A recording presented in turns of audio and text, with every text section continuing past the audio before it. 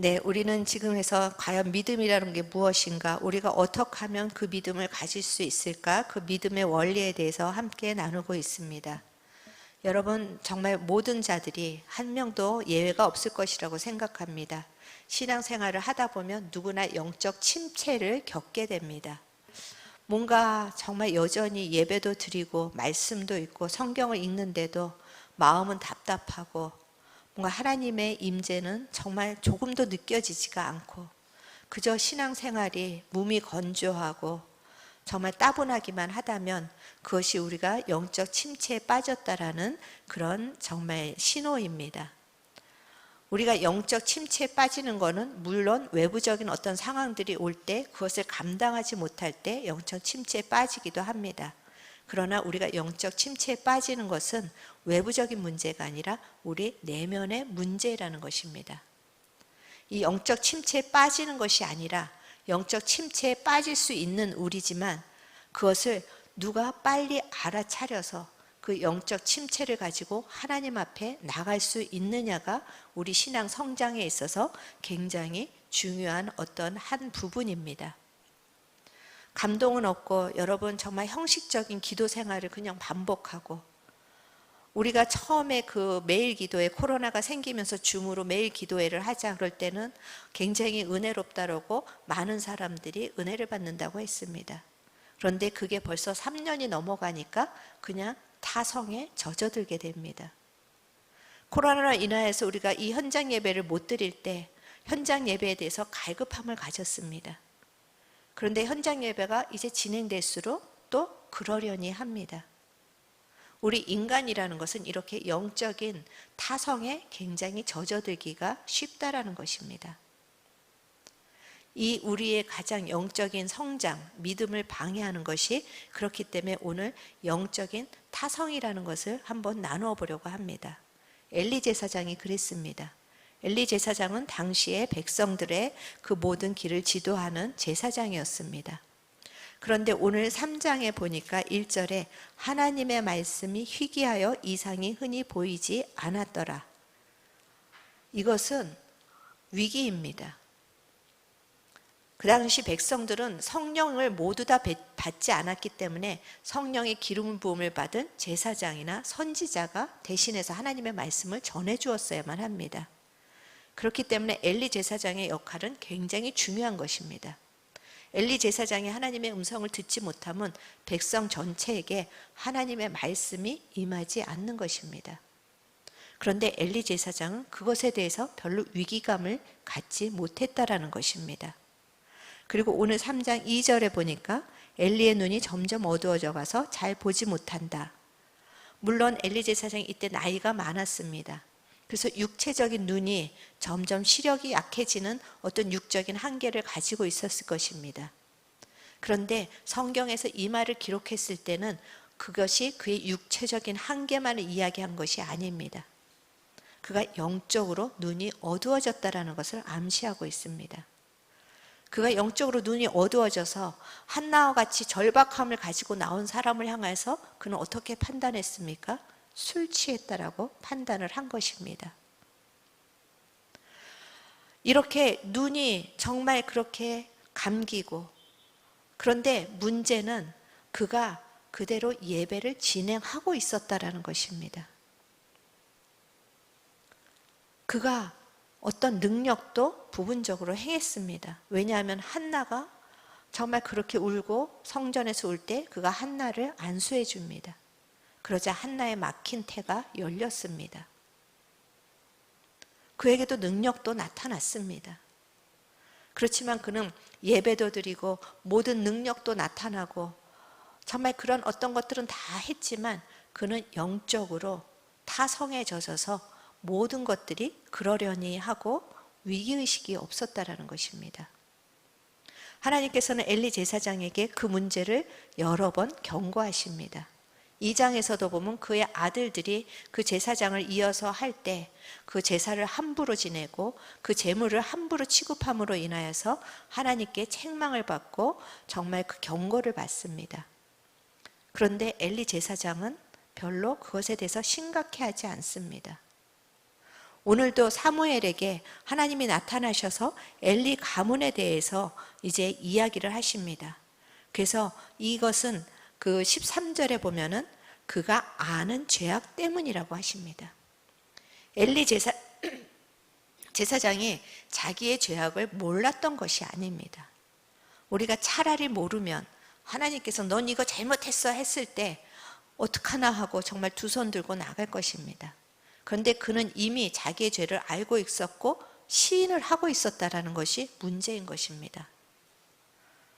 제가 저 자신에 대해서나 우리 성도들이나 지금 정말 이 신앙을 갖고 있는 사람들에서 가장 발견하는 가장 무서운 것이 이 회개의 타성에 젖는 것입니다.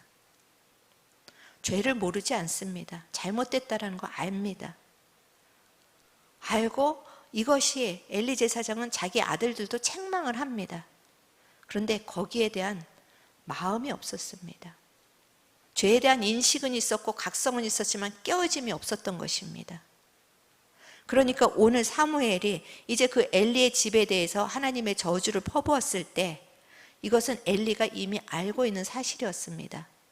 그러면 영적으로 깨어있는 사람이라면 어떻게 해야 되겠습니까? 살려달라고 매달려야죠.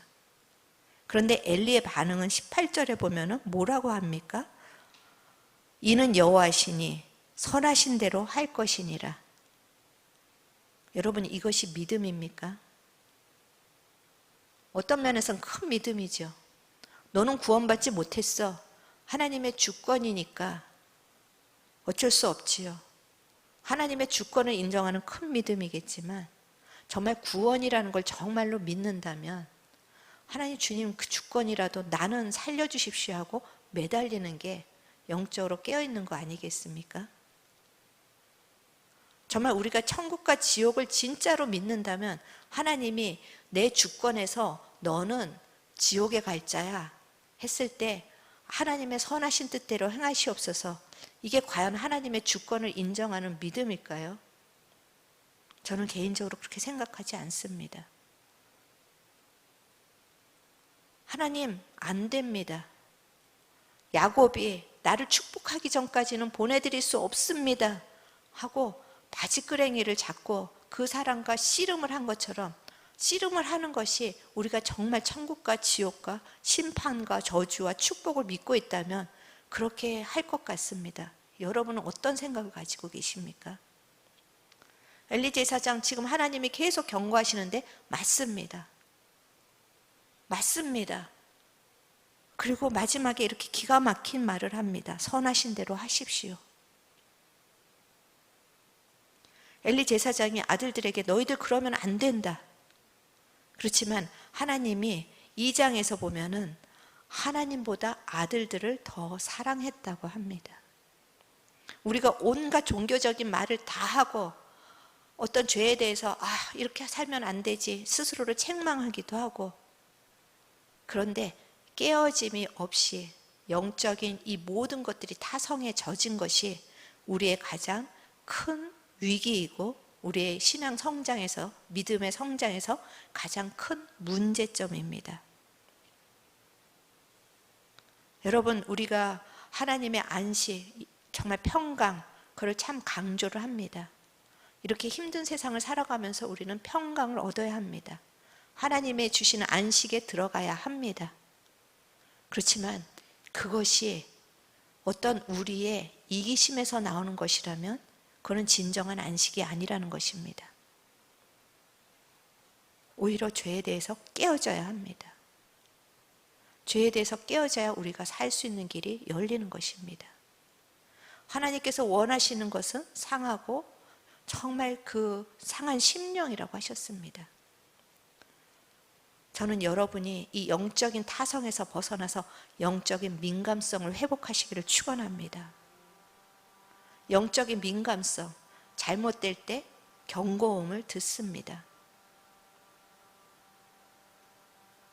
오늘 아침에 이 교회에서 이 교회 건물 전체가 다 경고음이 계속 울렸습니다. 1시간 넘게 그 정도 경고음이 울렸는데 원인은 이게 습도가 올라가면서 그 경고음 있는데 그것이 잘못 작동이 됐다고 합니다.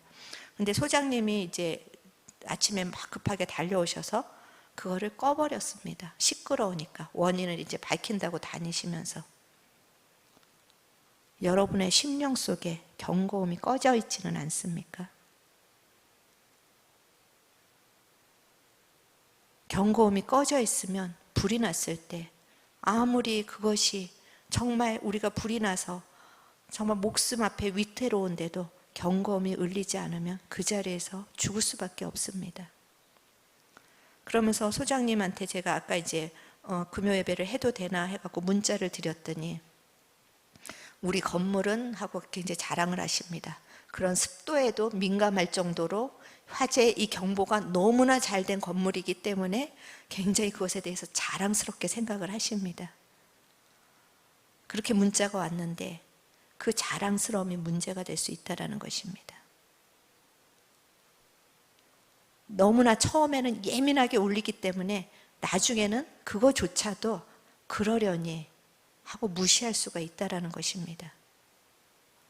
우리는 다 성령이 충만하면 영적으로 예민함을, 민감함을 갖게 되어 있습니다. 그런데 그 민감한 경고를 계속 무시하다 보면 이제 영적인 타성으로 들어가게 됩니다. 회개조차도 지식으로 들어갑니다. 그래서 지식으로 가슴을 치지만 거기에는 어떠한 생명과 능력이 나타날 수가 없는 것입니다. 이사야는 이것에 대해서 29장 13절에 이렇게 이야기를 하고 있습니다. 이사야 29장 13절 우리 같이 한번 읽어보시겠습니다. 주께서 이르시되 이 백성이 입으로는 나를 가까이하며 입술로는 나를 공경하나 그들의 마음은 내게서 멀리 떠났나니 그들이 나를 경외함은 사람의 계명으로 가르침을 받았을 뿐이라. 우리가 이 강단에서 말씀드리는 선포되는 그 말씀을 지식으로 배워서도 신앙생활은 가능하다는 것입니다. 교회 훈련으로도 우리가 신앙생활은 가능합니다. 그런데 하나님께서 보시는 것은 그 마음이 없다라는 것입니다. 마음이 없이 듣고 깨닫고 이게 다 사람의 가르침에 불과하다고 오늘 이사야를 통해서 경고하고 계시고 예수님이 이 말씀을 또 사역하는 시간에 인용을 하셨습니다. 아, 그렇구나. 깨닫고 지식은 계속 들어가는데 마음이 없는 거. 오늘 어떤 성도하고도 잠깐 나눴지만 말씀을 아는데 복음을 모르는 것입니다. 말씀을 아는 것과 복음을 아는 것은 별개입니다. 배워서 훈련받아서 말씀을 알 수 있습니다. 그렇지만 복음은 실질적으로 그 말씀 앞에서 살아내는 것이고 복음은 그 말씀이 실질적으로 내 삶 속에 민감하게 계속해서 나를 기경해 나가는 것입니다. 여러분은 혹시 영적 타성에 접지 않으셨습니까? 그냥 적당히 기도 잘 됩니다. 적당히 말씀 잘 읽혀집니다. 적당히 예배 잘 드릴 수 있습니다. 그런데 여러분의 마음은 정말 어디에 있습니까? 오늘 전도사님께서 그 다음 세대를 위해서 우리가 기도하자. 다음 세대 말씀으로 일어서야 된다. 너무나 간절한 부분입니다. 그런데 그것이 쉽지가 않습니다. 왜냐하면 다음 세대들은 누릴 쾌락이 너무 많기 때문입니다. 예전에 저희들의 부모 선조대에는 쾌락이라는 게 세상에서는 찾아볼 수가 없었습니다. 살아내는 것이 너무나 힘이 들었기 때문에 울 때라고는 교회밖에 없었습니다. 교회는 울기 위해서 나오는 곳이었습니다. 교회는 나 이래서 정말 못 살겠어요. 나 좀 도와주세요. 울기 위해서 나오는 곳이었는데 그만큼 절박했는데 지금은 울음을 위로해 줄 것이 너무 많이 있습니다. 그리고 여러분 지금 줌 예배가 그 얼마나 계속해서 유튜브의 예배 그래서 인터넷으로 예배드리는 지금 성도들이 얼마나 늘고 있는지 아십니까? 제가 아는 분도 예배를 드렸는데 남편과 여행 가면서 차 안에서 드렸다고 합니다. 그리고 그것을 예배라고 스스로 위안을 받습니다. 이런 가운데 우리가 영적으로 깨어있지 않으면 우리도 똑같이 떠내려갈 것입니다. 엘리 제사장을 향하여서 하나님보다 자기의 아들들을 더 사랑하였습니다. 우리가 여행을 갈 수도 있습니다. 맛있는 걸 사 먹을 수도 있습니다. 뭔가 취미 생활을 할 수도 있습니다. 그런데 하나님보다 더 사랑하고 있는지 아닌지 목숨 걸고 하나님을 우선순위로 놓는 이 영적인 싸움을 싸우지 않으면 이제는 영적으로 설 수가 없습니다. 마지막 시대는 여러분, 물론 우리가 아직 믿지 않는 하나님의 백성들을 다 이방인의 수가 차기까지 전도해야 되고 두려워야 되고, 그리고 또 예루살렘, 그러니까 이스라엘이 회복이 돼야 됩니다. 그런데 이 마지막 때는 전도가 관건이 아니라 알곡과 가라지를 가르는 싸움이 마지막 시대의 신앙 싸움입니다. 내가 알곡인가 가라지인가? 정말 내가 가라지라면 바짓가랑이 잡고 울어야 합니다. 우리가 이 시대 속에서 믿음을 지킬 수 있는 유일한 거, 하나님께 배가 고파야 합니다. 그래서 오늘 예배 그 기도의 이 말씀의 제목이 영적 굶주림입니다. 사람은 타성해졌기가 쉽고 사람은 편안함이 우상이 되기가 쉽습니다. 그런데 하나님은 그것을, 인간의 속성을 너무 잘 아시기 때문에 흔드십니다. 여러분 환경 때문에 흔들리셨습니까? 복인 줄 믿으시기 바랍니다. 어떤 사람 때문에 흔들리셨습니까? 복인 줄 믿으시기를 바랍니다. 그것을 해결하는 데 초점이 있는 게 아니라 흔들렸을 때 그 흔들림 갖고 주님 앞에 나가셔야 합니다. 주님, 나는 주님께 목이 마릅니다. 이대로는 안 되겠습니다. 그런데 이 영적인 타성에 젖은 사람들은 마음이 굳어서 이제 아무리 이런 경고의 말씀을 할지라도 엘리 제사장과처럼 들어도 그렇구나 하고 그저 멸망의 길을 자처해서 가고 있습니다. 엘리 제사장, 우리와 다를 것이 없습니다. 너무나 무서운 일입니다. 경고의 말씀을 듣는데 아 그렇지 맞지, 그것이 틀리다라고 반박하는 게 아닙니다. 그것이 맞다라고 인정을 합니다. 그런데 그거에 대한 위기의식이 없다라는 거, 여러분은 이 위기의식이 있으십니까?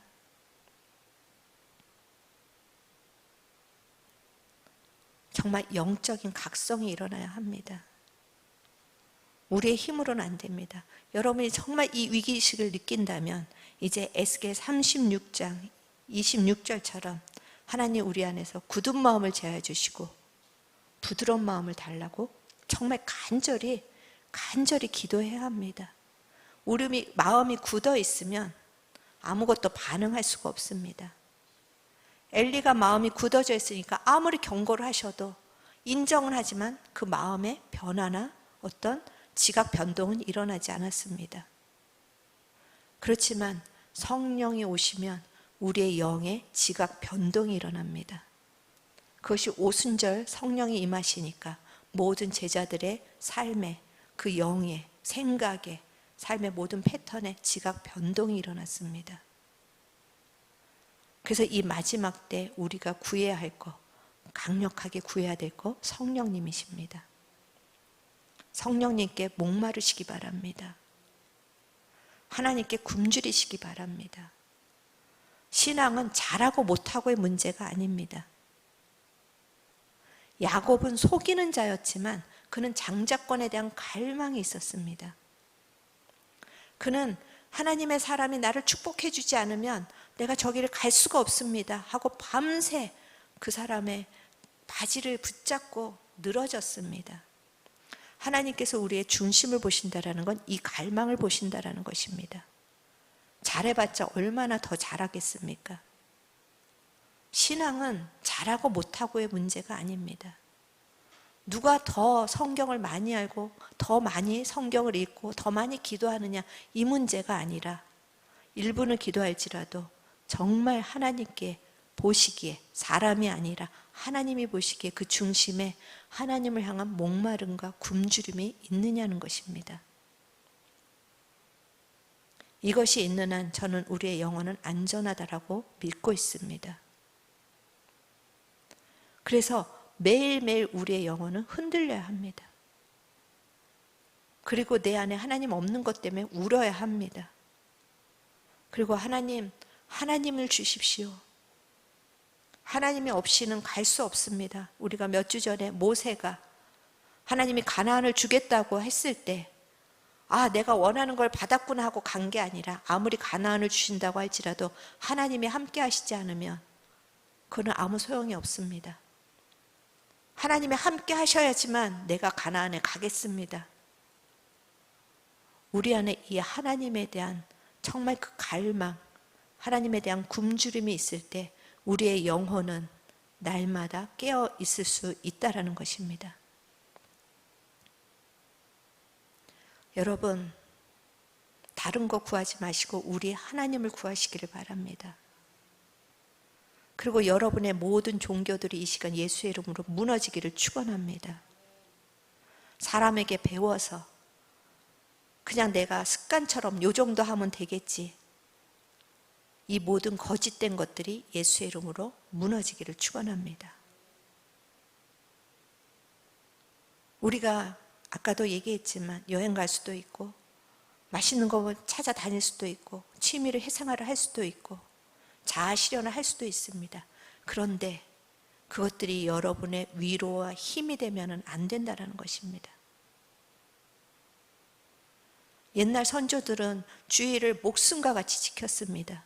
그런데 지금은 유튜브 그 방송으로 인해서 여행 가면서 틀어놓고 집에서 누워서 틀어놓고 그리고 예배라고 그냥 우기는 것입니다. 지금 시대가 이렇다라는 걸 우리가 알아야 합니다. 그러면 우리가 다음 세대를 교회에 불러들일 때 그들에게 세상의 어떤 즐거움이나 세상의 어떤 만족보다 더 큰 하나님을 주어야 되지 않겠습니까? 그러려면 우리가 먼저 하나님을 소유해야 한다는 것입니다. 이제 이런 모든, 저도 매일 하나님 제가 이게 종교적으로 그냥 사람의 생각으로 자꾸만 깨닫는 것입니까? 아닙니까? 날마다 흔들어 봅니다. 그리고 이 영적인 감각을 잊지 않기 위해서 날마다 몸부림을 치는 것 뿐이지 더 나은 것이 없습니다.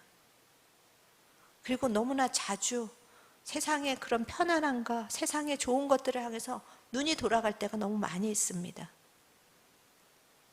그쪽으로 가고 싶을 때가 많이 있습니다. 그래서 맨날 백집사한테도 우리 어디 좀 가볼까? 뭐 좀 좋은 걸 해볼까? 그렇지만 그때 빨리 각성하는 것입니다. 계속 저희가 오해하지 말라니까 그런 거 하지 말라는 게 아닙니다. 내 마음의 중심에 그거에 대한 각성을 빨리 하고 하나님 저 좀 고쳐주세요. 저 좀 만나주세요. 뭐 거창한 기도가 아니라 하나님 살려주세요. 하나님 이대로는 안 되겠습니다. 살려주세요. 여러분이 이 말씀을 받을 때 목사니까 아닙니다. 우리는 다 만인 제사장들입니다. 여러분의 심령이 그렇게 살아나기를 축원합니다. 그래서 오늘도 정말 하나님을 향해서 여러분의 갈망이 있다면 내 영혼이 잘 가고 있구나. 여러분이 안심하시기를 바랍니다. 그런데 또 기도를 더 많이 해야지. 뭘 해야지? 이렇게 하면 안 되지. 그리고 온갖 종교의 형태는 다 하는 것 같지만 마음에서는 세상을 더 사랑하고 자기의 편안함과 안락함을 더 사랑하는 그런 마음들이 흔들리기를 축원합니다. 하나님이 아브라함에게 익숙한 것, 안락한 것에서 떠나라고 하실 때 그가 우상을 버리라고 하실 때 그 우상은 다른 것이 아니었습니다. 거기서 주는 만족과 안락함이었습니다. 우리가 뭐 정말 부처를 모셔놓고 절을 합니까? 하지만 갈수록 이제 이 안락함과 만족함이 어떤 세상의 즐거움이 우리의 우상이 될 수밖에 없는 시대가 왔습니다. 그리고 우리의 다음 세대들은 그것에 벌써 너무나도 감각적으로 벌써 너무나도 많이 노출이 되고 있습니다. 이것이 우리가 풀어야 될 숙제입니다. 그런데 우리의 지혜와 우리의 방법으로는 풀 수가 없습니다. 우리가 오늘 모인 이곳에서 하나님을 원합니다. 하나님, 내 마음에 완전한 정말 다 무너뜨리시고 기경하시는 하나님 부흥이 임하기를 원합니다. 알지만 내 힘으로 안 됩니다. 하나님, 늘 맞습니다, 맞습니다 하고 그냥 그 죄와 어둠에 그냥 세상의 쾌락에 주저앉아서 그렇게 하다가 하나님은 선하시니까 그냥 뜻을 이루어 주십시오 하는 엘리 제사장과 같은 최후가 되지 않기를 원합니다. 그 집안에 몰락을 오는 그런 최후가 되지 않기를 원합니다. 하나님은 그런 시대 속에서도 사무엘을 준비하셨습니다.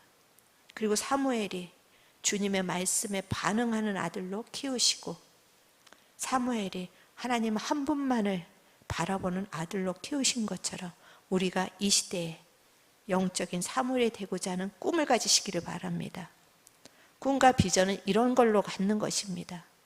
내가 무슨 일을 하고 어떤 것이 아니라 하나님 이 시대 속에서도 꺼져가지 않는 하나님의 등불이 되기를 원합니다.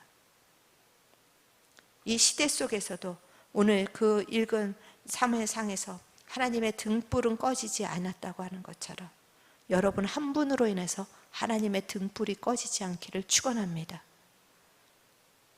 그래서 오늘 우리 이 시간에 정말 하나님 나에게 오늘도 부흥을 주시옵소서. 오늘 안 되면 내일 또 부흥을 주십시오. 성령께서 나를 새롭게 하시면 나는 하나님의 이 시대의 등불이 되겠습니다. 그런 마음으로 같이 기도하는 시간 가졌으면 좋겠습니다.